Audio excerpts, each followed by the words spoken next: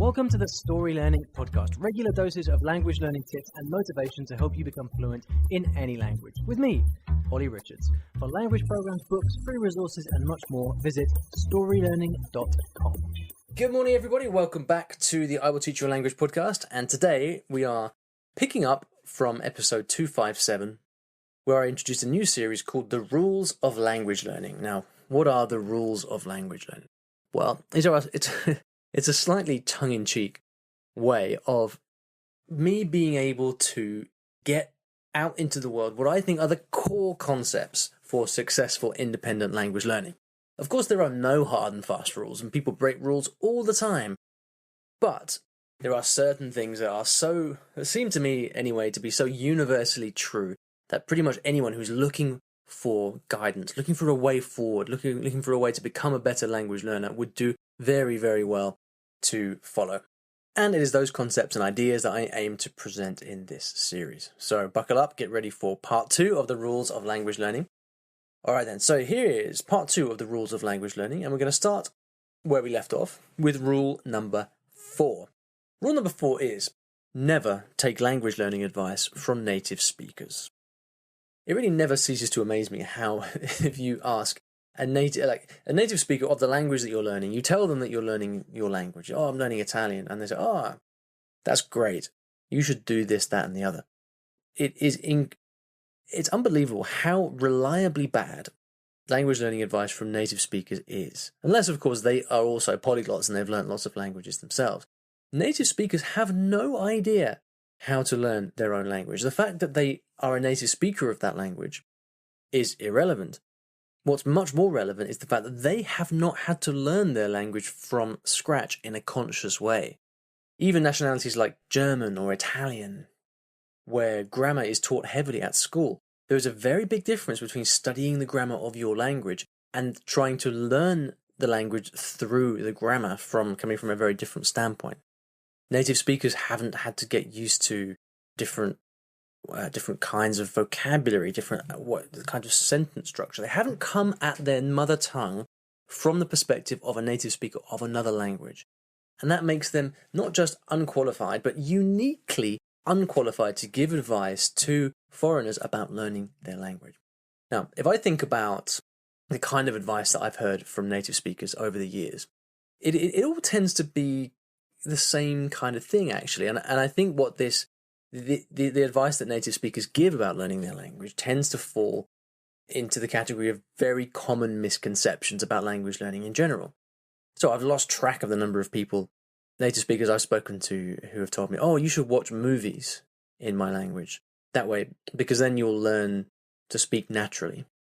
Well, it is true that movies have lots of natural, casual language, but what makes you think that that's a good way to learn? What makes you think that movies are accessible or the best way to go about learning those things? What makes you think I'm going to stay motivated to watch movies when I don't understand a thing? Another common piece of advice is, in fact, I heard this one just yesterday. Someone said, this is a Chinese guy, and he said, when we were learning English, we used to read translations. We used to read novels in English with translations word for word on the other side of the page. And of course, when he said used to, what he means is this is what we did at school. And this person, went on to be a very, very good English speaker. But of course, it wasn't because of all the reading of translated texts that he did at school that made him a good English speaker. He became a good English speaker through the school of life, which he went through for 30 or 40 years, speaking English on a daily basis.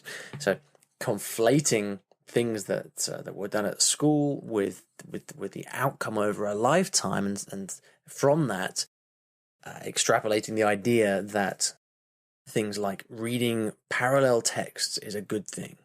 Almost always not a good thing. Next, this one drives me crazy. In fact, I'm going to devote an entire episode to this in a couple of episodes' time. You should read children's books in the language.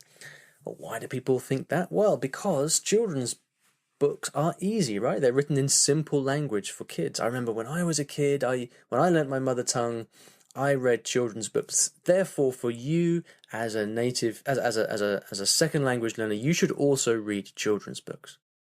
Really? Well, are you so sure that the vocabulary in those kids' books is simple? Are you so sure that the grammar is straightforward? And what makes you think I'm going to be interested reading some book intended for 7-year-olds? Again, it's not that these things can't help, but in general, these things are going to put on this pedestal as being the ultimate language learning advice, whereas in reality, the people who are giving you this advice, the native speakers, have never once had to actually consider whether this is good advice for learners of a second language, let alone go through these things themselves as foreign language learners. So, never take language learning advice from native speakers. Rule number 5. Have the same study routine every single day. Now, this rule has a parallel in the world of personal development. And if you ever read up on things like willpower or procrastination or getting things done, then you will hear people talk about a morning routine and talking about the power of a morning routine. Now, when you give this advice, the reaction to this is predictable every single time. I tell people, well, okay, you should have the same study routine for your languages every day, and the reply is, well, I couldn't think of anything more boring. Why would you want to suck the life out of my languages by telling me to do the same thing every day? Well, it is because that discipline in the small things leads to freedom in the bigger things, which is to say that if you can sit down for an hour every morning to learn languages, which is what I do. It doesn't have to be in the morning, it can be in the evening, it can be during your lunch hour. But I go through the same process. I study in exactly the same way for a period of time. My study changes over time, of course, but generally, once you've decided to pursue a certain path of study, then you should do the same things every single day. I don't care if you find it boring or not, because the real test is, does it work? And all of you guys listening to this, you're ultimately not looking for fun, you're looking to learn the language. When you study in the same way every day, the huge benefit is that it allows you to notice what's going on. It allows you to notice what's changing. It allows you to make small gradual improvements over time. As Tim Ferriss said in a podcast I heard of his a few months ago, if your daily routine or your morning routine or whatever it may be is a free-for-all, then how do you ever expect to understand how you learn? How do you ever expect to notice what works or not? You've got to have a routine of some kind in the way that you approach your study so that you can observe how you learn and become a better learner. And if your reply to that really is, well, I mean, Olly, I'm studying a language for fun. I don't want to have these rules imposed on me, studying in the same way every day. Then my response would be this: well, if I offered you the following compromise, would you take it? If I said to you, okay, you have to be very strict with yourself for the first hour of every day for a period of a few months, and in return, you get the freedom to be a fluent speaker of that language. What kind of freedom would you rather have? Would you rather have the freedom of choosing everything you do in your hour of study every morning, every day, which is a rather trivial kind of freedom, right? Or would you rather have the freedom to speak your target language fluently and then be able to go off and do whatever you want in your life as a proficient speaker of that language?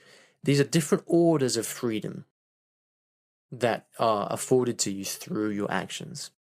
And it's the discipline of studying in the same way every day for the same time, the same amount of time, and most likely at the same time of day as well, that is going to lead to you becoming a better, more aware language learner and a more proficient speaker of that language.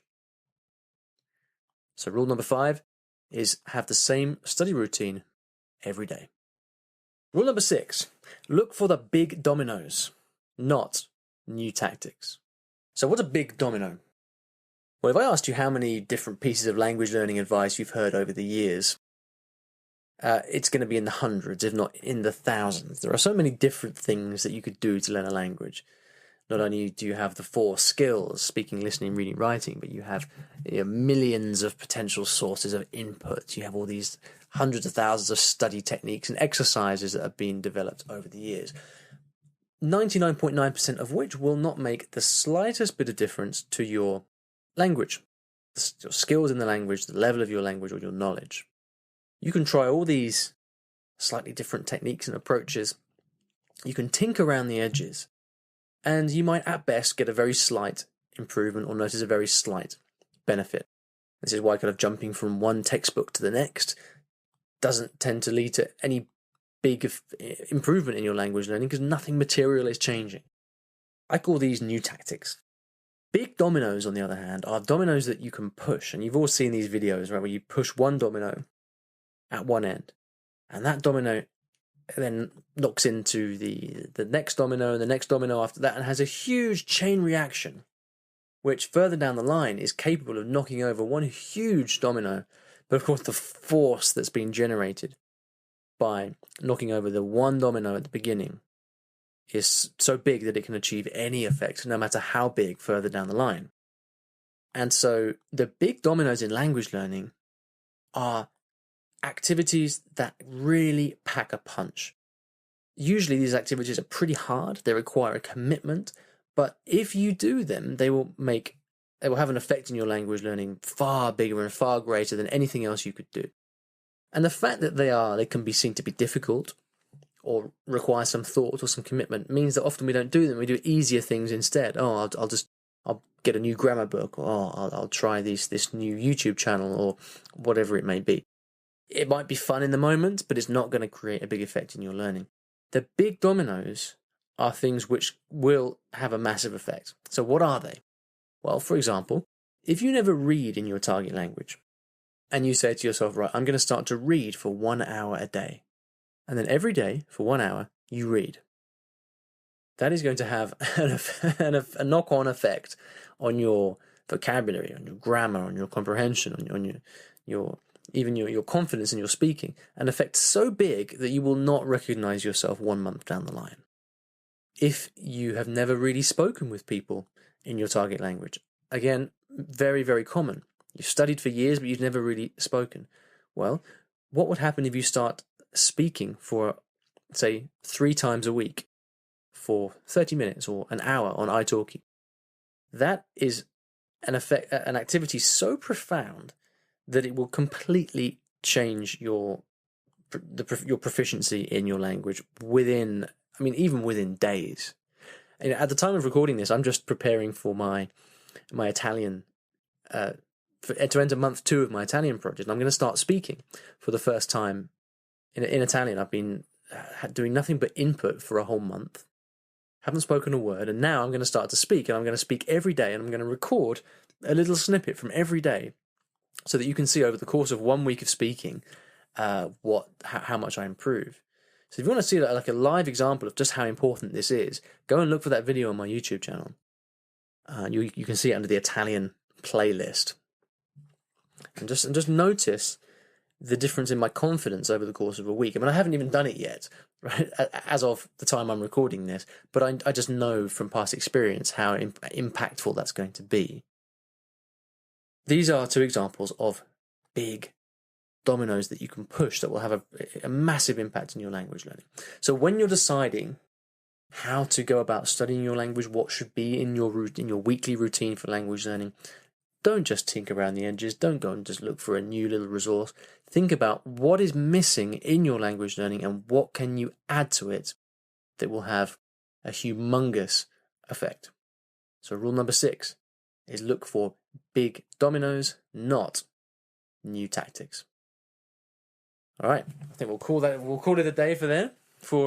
That's rules number 4, 5, and 6 of language learning. I hope you enjoyed that. If you'd like to ask me a question about language learning, or anything else for that matter, you can go to iwillteachyoualanguage.com/ask in order to do that. And I'm not going to leave you with a resource today, because these 4 rules, these 3 rules that we've looked at today are so important that I think what I would suggest you do is just go away and think about them, and think about how you can implement these into your learning. So a quick reminder, rule number 4, never take language learning advice from native speakers. Rule number 5, have the same study routine every day. And rule number 6, look for the big dominoes, not the new tactics. That's it for me. I'll see you back in the next episode of the podcast. Thanks for listening to today's episode. And here at Story Learning, everything that I do is powered by stories, whether that's writing books, teaching lessons, crafting courses. My mission is to help everyone succeed at learning a new language through the power of story. And we now have comprehensive language courses in over 15 languages, from Spanish to French, Korean to Japanese, and across all levels from beginner to mastery. And you can take a 7-day free trial of any of these programs by visiting storylearning.com/courses. I've poured my heart and soul into creating these courses over the last 10 or so years, and we've helped tens of thousands of new students achieve their dreams of learning a new language, all through the power of story. So go ahead and take a free trial. There's no commitment. You can try out our method for free, see if this can also be the breakthrough for you that it's been for so many other people. storylearning.com/courses.